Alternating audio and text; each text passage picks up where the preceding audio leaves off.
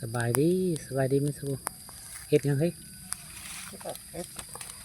สบายเก็บมาพริกพี่น้องโอ้โหเต็มตาเลยเต็มตาเลยพี่น้องเลยพี่น้องต่อไปเก็บไปนวลไปให้เด็กน้อยร้องมายื้อเอาทั้งพื้นนั่นไม่ใช่ปะ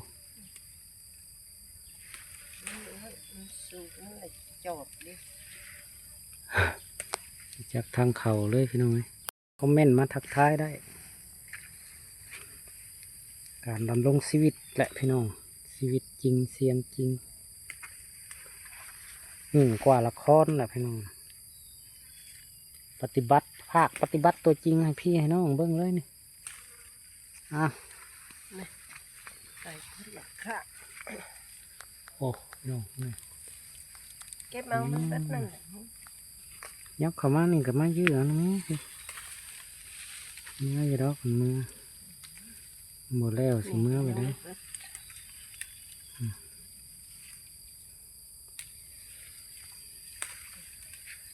ยังใส่ตะเมียได้พี่น้อง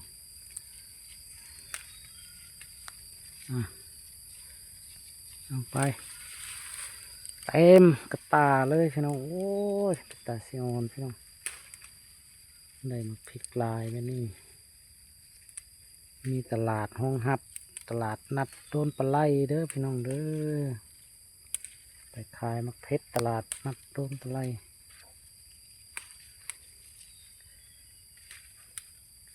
ได้ว่า10 ถุง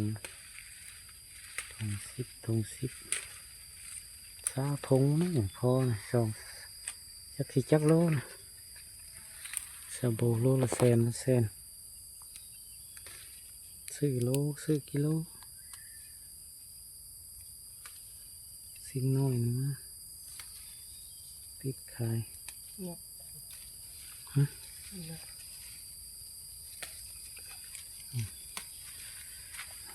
จึงก่อนมันปิดขาย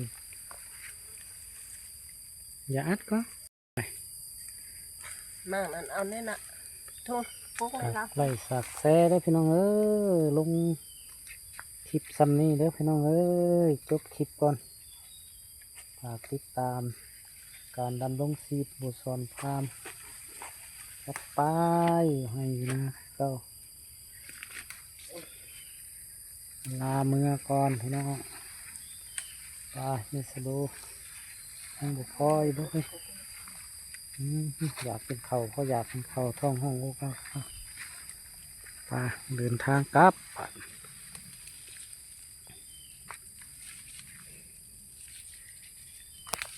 ไก่ที่ทำกินพี่น้อง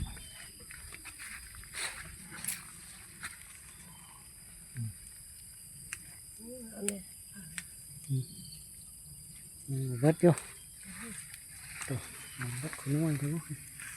น้ำมันสุกเอาไปมันกันล้นทิ้ง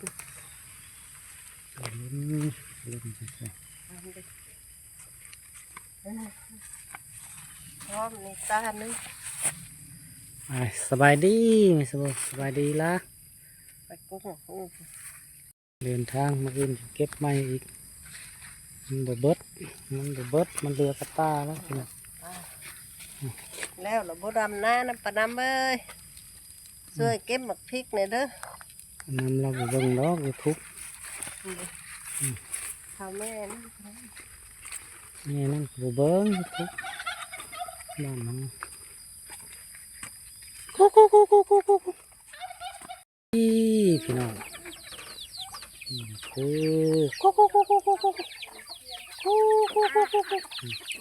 ไก่พี่น้องไก่